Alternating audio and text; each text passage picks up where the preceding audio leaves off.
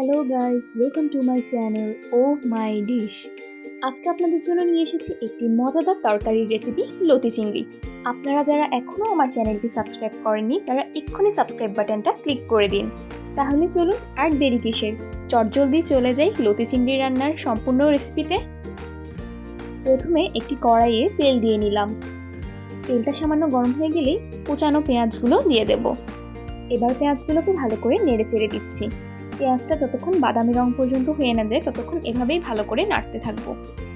পেঁয়াজটা নাড়তে নাড়তে লতিতে দেওয়ার চিংড়িগুলো রেডি করে নিয়েছি। এখন সেই চিংড়িগুলো দিয়ে দেব। চিংড়িটা ভালো করে নেড়ে চেড়ে দিয়ে ভাজা ভাজা করে নিতে হবে।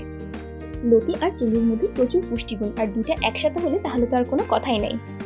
এভাবেই কথা বলতে বলতে চিংড়িটা অনেকটা লাল লাল করে ভাজা হয়ে গিয়েছে। এবার আমরা লতি চিংড়ির মশলা কষানোর জন্য অন্যান্য মশলাগুলো সব দিয়ে দেব। সবার প্রথমে দিয়ে দেব 1 চামচ আদা বাটা, এরপর রসুন বাটা আর জিরা বাটা দিয়ে ভালো করে নেড়ে চেড়ে নিচ্ছি। মশলাটা যত ভালো করে কষানো হবে লতি চিংড়ির স্বাদ ততই দ্বিগুণ বাড়বে। এবার সামান্য পানি দিয়ে দিলাম।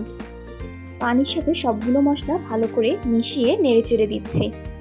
এবার স্বাদ মতো 1 চামচ লবণ দিয়ে দিলাম। একে একে কাশ্মীরি রেড চিলি পাউডার, ধনিয়া গুঁড়ো আর হলুদ গুঁড়ো দিয়ে দিলাম। প্রত্যেকটা গুঁড়া মশলা ভালো করে মিশিয়ে দিচ্ছি। মশলাটা কষানোর সময় চুলোর আঁচ একদম মিডিয়াম রাখতে হবে যাতে নিচে লেগে না যায়। এবার কিছুক্ষণ ঢাকনা দিয়ে ঢেকে রেখে দেব। কিছুক্ষণ পর ঢাকনা খুলে দেখি মশলার উপর অনেকটা তেল উঠে এসেছে। আবার ভালো করে নেড়ে চেড়ে দিচ্ছি। মশলাগুলো ভালো করে নেড়ে চেড়ে দেওয়ার পর বেছে রাখা লতিগুলো দিয়ে দেব।